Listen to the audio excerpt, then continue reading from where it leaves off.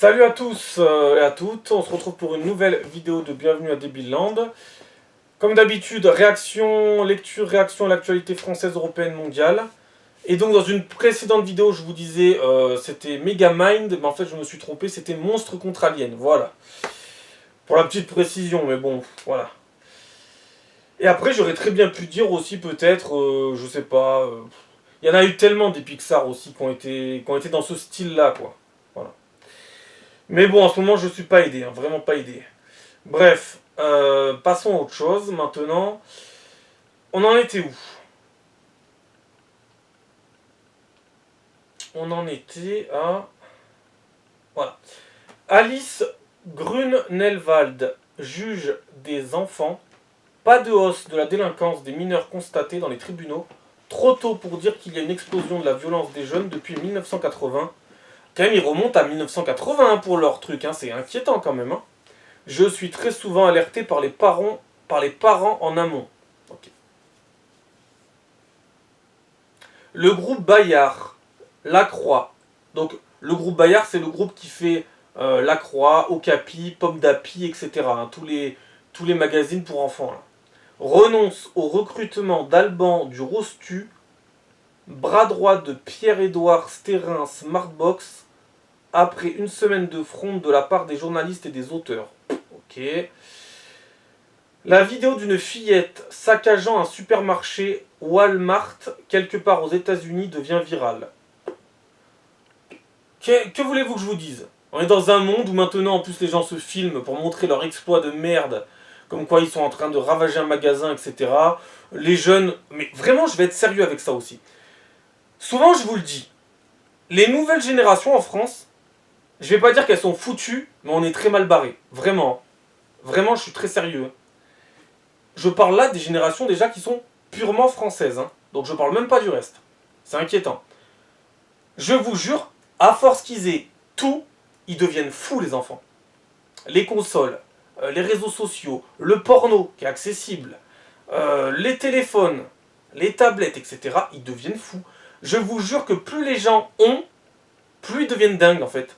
Moins ils ont, plus ils se calment. Je vous jure. En tout cas, tant qu'ils n'ont pas en tout cas, parce que là, ils ont beaucoup. Comment vous dire, les enfants, moi chaque semaine je constate des enfants, hein. Alors quand vous habitez en immeuble, c'est très compliqué avec les enfants, et je vois clairement, moi j'étais pas cet enfant-là, hein. Et les gens de ma génération n'étaient pas ces enfants-là. Hein. On avait des surexcités du cerveau dans nos générations à nous, mais on n'en avait pas autant. Que ce soit fille ou garçon, les gamins d'aujourd'hui sont ultra surexcités du cerveau. Des fois, je peux les surprendre en train de mettre le feu aux boîtes aux lettres, de mettre le feu au courrier, de s'amuser avec les extincteurs, de péter les portes, de casser les portes, de casser l'interphone. Il y a un problème, je pense. Et c'est souvent. Personne ne les voit, bon moi je les vois, il se trouve que moi je les vois, apparemment leurs parents ne les voient pas. D'ailleurs c'est la grande problématique de ce truc là, c'est que les parents ne les voient pas. En même temps les parents sont des enfants eux aussi. Vous savez, c'est ces parents de ma génération, à peu près, ou de la génération d'avant ou de celle d'après, qui ont mais déraillé, total. Ils font des gamins, ils s'en occupent jamais. Jamais. Ils se disent, oh regardez, je suis papa, je suis maman, on est parents, on est des grandes personnes, mais ils ne s'occupent jamais de leurs enfants. Leurs enfants sont des surexcités du bulbe. Vraiment. Je pense pas m'inventer un truc. Ils deviennent fous les enfants. Les parents sont fous, hein. Mais les enfants le sont peut-être encore plus. Et c'est à cause des parents. Il n'y a aucune éducation. Je vous jure, l'éducation est inexistante. Mais vraiment, elle n'est pas problématique. Elle n'est pas genre déficiente. Non, elle n'existe plus. Elle n'existe plus. Alors, avec des gens comme ça, tu peux pas vivre en paix. La paix non plus n'existe plus. Il n'y a plus d'éducation, il n'y a pas de vivre ensemble. Déjà entre Français, il n'y a pas de vivre ensemble. Je sais pas si vous imaginez le bordel quand même. Déjà entre Français. Et je vais même insister sur un point. Moi, raciste, facho, nazi que je suis, je vais insister sur un point très important. Les enfants africains sont beaucoup moins problématiques en étant à cet âge-là que les enfants européens. Je le mets en avant. Hein. Ça vaut ce que ça vaut.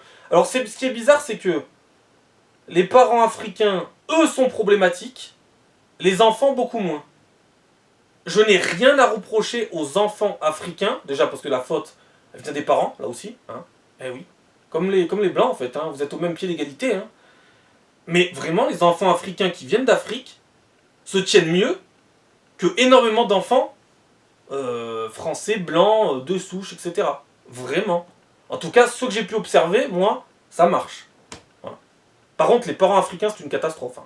Voilà. Après, est-ce que les enfants africains en grandissant vont devenir une catastrophe? Ça, c'est autre chose. Mais actuellement, ils se comportent mieux que les enfants européens. Et vraiment, il faudrait en parler de ça aussi, hein, parce que je vous jure que c'est un problème. Hein. Ils sont de plus en plus surexcités, ils ne tiennent plus en place. Ils ont beau faire n'importe quelle activité sportive, ils sont complètement fêlés. Le sport ne les calme plus. Ils ont beau faire du ski, du vélo, ils reviennent, ils sont encore plus dingues, les enfants. Encore plus dingues. Parce que les parents sont incompétents, mais incompétents. Moi, je vais vous dire, je sais pas sur combien de gens en 10 ans, on va prendre une fourchette de 10 ans, pour parler que des gens blancs, même si on pourrait parler de tout le monde, que les gens blancs, il y a eu une seule famille qui se comportait bien avec ses enfants. Une seule. Sur des dizaines. C'est catastrophique. Vraiment. Catastrophique. Eux, leur éducation, bah, c'était... Et attendez, en plus, faut quand même mettre en avant, c'était des enfants qui, eux, n'allaient pas à l'école. Ils faisaient cours à la maison. Et ils étaient plus calmes que les enfants qui, eux, ont le privilège, la chance d'aller à l'école, de côtoyer des enfants et tout, de pouvoir gambader dans la cour de récréation, de côtoyer d'autres enfants en classe, etc. Et de faire des activités sportives, à l'école et en dehors. Ils étaient moins excités que ceux qui peuvent tout faire. Donc quand je vous dis qu'ils ont tout, et plus vous faites, plus ils deviennent cinglés. C'est dingue, hein. Ces deux enfants-là, et en plus je tiens à préciser aussi que les deux enfants dont je parle, je crois que les deux étaient autistes. Ils avaient énormément de mal à supporter les bruits dans l'immeuble, parce qu'en fait, l'immeuble est rempli que de bruit, en fait. Parce que la société n'est fait que de bruit maintenant. Il n'y a plus aucun respect, il n'y a plus aucune éducation. Et c'était la rare famille à avoir encore une éducation, une intelligence. Vraiment, quand par exemple les enfants faisaient juste à peine un petit bruit, le père leur disait maintenant vous la fermez, on est en immeuble ici. Donc vous parlerez dehors. De l'éducation, de l'intelligence, c'est tellement rare. Et les autres, ils hurlent. Ça hurle à n'importe quelle heure, c'est horrible. Et puis comme d'habitude, le problème c'est toi, c'est pas les autres. Eux, ils arrivent pas à se regarder, ils arrivent pas à faire de l'introspection sur eux-mêmes. Ils n'y arrivent pas. Ou plutôt, peut-être, ils ne veulent pas, ce qui est encore pire. Bref, je commence à m'éparpiller un peu, à partir dans tous les sens, mais ça m'y fait tellement penser, c'est terrible. Moi, honnêtement, je suis très inquiet pour notre société. Et pour plein d'aspects, hein, vraiment. Dans énormément de domaines. Et en plus, il faut qu'on rajoute des problèmes, alors qu'il y en a déjà pas mal. Je vous jure, je sais pas ce que vont devenir ces enfants, s'ils vont bien grandir, s'ils vont bien se développer, mais ça va être inquiétant. Hein. J'arrive pas à croire qu'ils vont se calmer en grandissant. Je pense que ça va être encore pire. Je sais pas. Je sais pas comment on va faire au travail, etc., en société, avec ces gens qui sont complètement surexcités du cerveau, qui ne peuvent pas se calmer, se réguler, je ne sais pas. Mais ce qui est sûr, c'est que c'est un problème. Hein. Et ça vient des parents, qui sont des enfants. Voilà, tout simplement. Alors, j'en étais où Ah oui, c'était la violence des jeunes, etc. Oui, non, mais de toute façon, ils commencent à casser les portes, les interphones, etc. Et puis après, ça ira plus loin, bien évidemment. Ils s'amusent avec les extincteurs, c'est n'importe quoi, hein, c'est n'importe quoi. Et on nous fait croire que la jeunesse, elle fume moins. Ils fument différemment, mais ils fument pas moins. Hein. Et puis ils trouveront toujours un autre truc. Hein. De toute façon, il y a tellement de problèmes maintenant. On se crée des tonnes de problèmes. Je sais pas si vous savez ce que c'est d'avoir des gens qui vous sautent sur la tête, sur le plafond, non-stop. Mais c'est très fatigant. Surtout après, quand vous allez leur dire quelque chose, ils vont vous dire mais pourquoi vous me l'avez pas dit avant? Mais en fait, c'est pas à moi de vous le dire, en fait, bande de débiles. C'est à vous de vous le dire à vous-même. Vous comprenez ça ou pas? Non mais je craque à force. Est-ce que vous comprenez ça? C'est à vous. L'autogestion de vous-même, vous connaissez ou pas encore? Non, non, j'en ai marre, moi. Moi, j'en peux plus. Alors, comment voulez-vous qu'après, les enfants soient normaux? Non, ils peuvent pas être normaux, c'est pas possible. Les parents ne le sont déjà pas. Et en plus, ils ont beau avoir des tas d'écrans. Non seulement ça leur excite le cerveau, mais en plus, ils ont tellement accès à tout maintenant qu'ils arrivent même pas à rester devant un film. Maintenant, une fois qu'ils sont devant une vidéo, et vas-y que je recours. De toute façon, quand sur votre tête, vous avez des gens qui passent leur temps à faire du ski sur votre tête, sans la neige, hein, ils font du ski sur ma tête, avec des skis, des bâtons, etc. Ils font de la trottinette, ils font du vélo, ils font tout en haut, tout et n'importe quoi, sauf se calmer. Voilà. Tout est dit hein, voilà, sur notre société qui part littéralement en couille. Hein. Maintenant, je vois les habitants qui rentrent pieds nus, qui sortent pieds nus, en hiver. Hein. En hiver. Il y en a, ils sortent pieds nus, ils rentrent pieds nus. C'est un délire. Et après, on dira que c'est moi qui suis dingue. Après, il y a ceux qui payent leur loyer grâce à leur cul, etc. Mais ça, c'est encore autre chose. Hein. Bref, non, mais je dis des trucs là, mais c'est tellement vrai en plus. C'est délirant. Après, ils font bien ce qu'ils veulent, ces gens-là. Seulement, le problème, c'est qu'il ne faut pas leur donner trop d'autorisation parce qu'au final, ça finit par empiéter sur la société tout entière et c'est le bordel. Ah, misère. Bon, on en était où là? Voilà, on en était sur ça parce que ça m'a fait penser et voilà. Donc voilà. Ah oui, la fillette qui saccage le supermarché, etc. Non, mais c'est n'importe quoi, c'est n'importe quoi. Il n'y a pas besoin de zombies, hein. Rassurez-vous, on n'a pas besoin de zombies. Ils sont tous en train de devenir des zombies d'une certaine manière. Y a pas besoin d'un virus, il n'y a besoin de rien. D'ailleurs, il vaut mieux pas, d'ailleurs, parce que je m'inquiéterai de la suite. Il n'y a pas besoin d'en rajouter maintenant. Il n'y a plus besoin, il n'y a plus besoin. Il y en a largement suffisamment assez, je vous le dis. On risque le décès d'un enfant. La situation est intenable. Dans les urgences pédiatriques de nombreux hôpitaux en France, alors que l'hiver arrive, le manque de personnel engendre jusqu'à 14 heures d'attente. Des soignants décident de faire grève pour protester. Et en plus, 14 heures d'attente, alors que notre société ne supporte plus d'attendre. Problème là aussi. Ah bah maintenant, ils veulent tout vite. Hein. Maintenant, de toute façon, il y a plein de trucs qui nous poussent vers ça. Enfin, même si c'est pas une excuse, c'est une explication. Moi, ça me poussera pas vers ça. Mais maintenant, vous voyez des gens, par exemple, qui ne font plus leurs courses. Hein. Ils attendent qu'on leur apporte leurs courses à l'extérieur du magasin. Comment tu veux... Mais non, mais ça peut pas marcher une société comme ça. Parce qu'ils sont trop faibles d'esprit. Dans leur tête, oh ben je fais plus mes courses, donc les autres trucs je vais pouvoir m'autoriser ci, m'autoriser ça. Eux ça fonctionne comme ça. Et après ça devient un délire.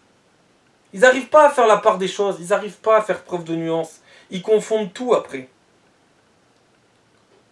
Bref, c'est comme ça. Hein. Enfin c'est comme ça. J'aimerais m'en passer, mais c'est comme ça, que voulez-vous. De toute façon, moi j'ai tendance à dire que je supporte l'insupportable. Voilà. Voilà. Puis après, on te fera des leçons sur la tolérance. Oh putain, la tolérance, comme je vous ai dit, elle est légendaire, la mienne. Hein. Légendaire. Quasiment sans limite. À tel point qu'il va falloir que ça soit moi qui dise stop. On a franchi trop de lignes rouges, stop. Maintenant, c'est fini.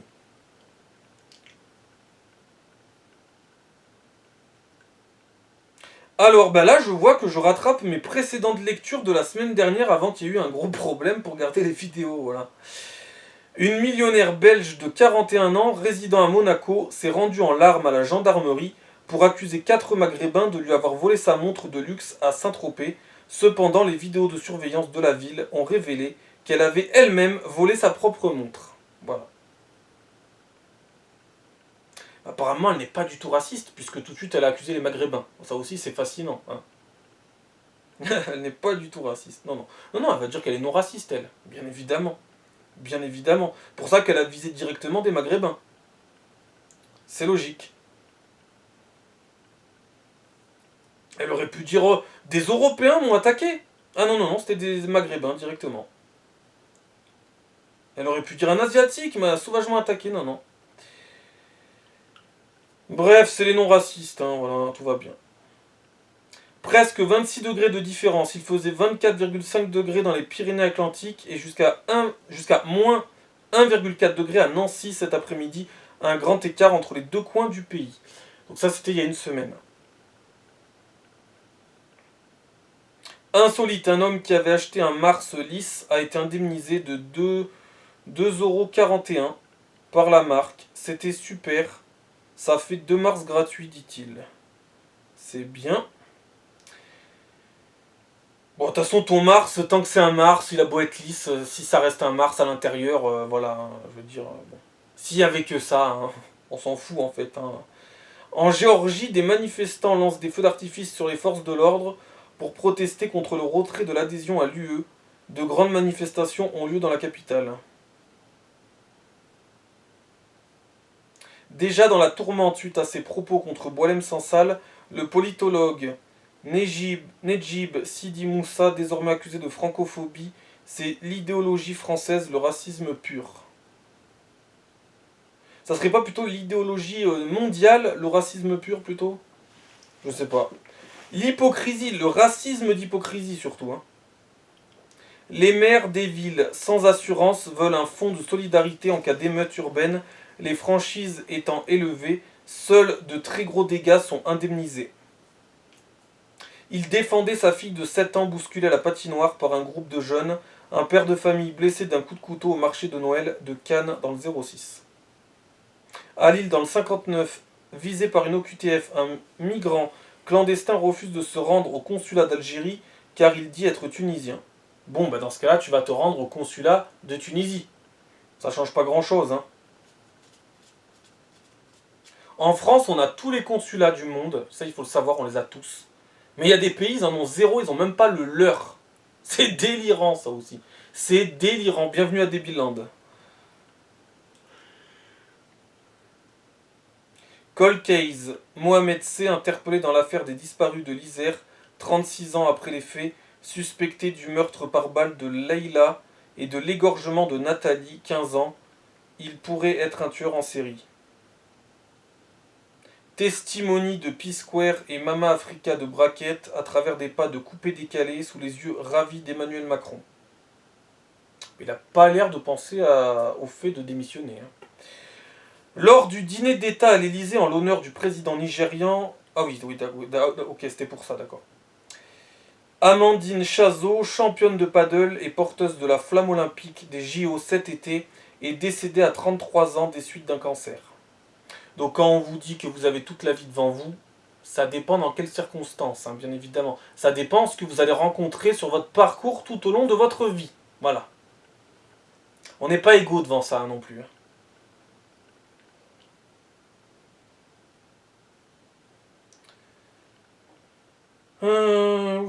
Qu'est-ce que... C'est chiant de devoir relire ce que j'avais déjà lu en fait. Et de devoir refaire ce que j'avais déjà fait. Je vais peut-être pas forcément tout refaire, mais ça me saoule tellement. Bourg-en-Bresse 01, un homme muni d'un engin incendiaire menace de brûler les locaux du bailleur social, d'incendier 2 employés et de s'immoler par le feu car il ne capte plus la télévision turque. Eh oui, il fallait s'en souvenir de celui-là. D'ailleurs, on se demande de quelle origine il est, parce qu'apparemment, la télévision turque est importante pour lui déjà. Bah dis donc, c'est la tolérance, hein.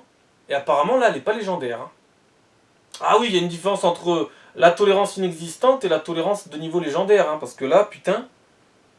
Bordel de merde, hein, quelle tolérance, attention.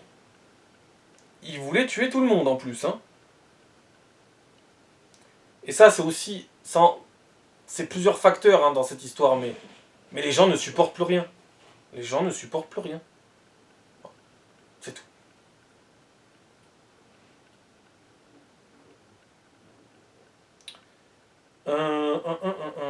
Allemagne, un survivant de l'attaque au couteau de Mannheim, condamné à 3600 € d'amende pour incitation à la haine.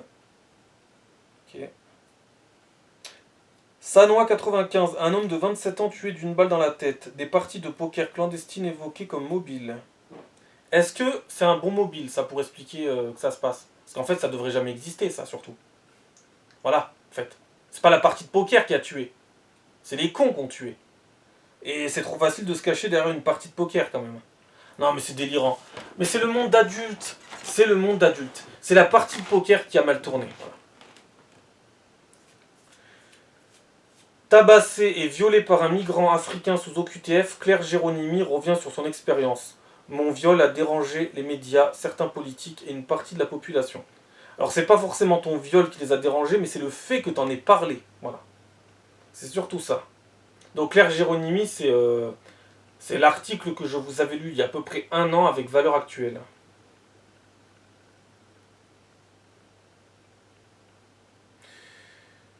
Ouais, je vais mettre fin à cette vidéo parce que sinon ça va être trop long.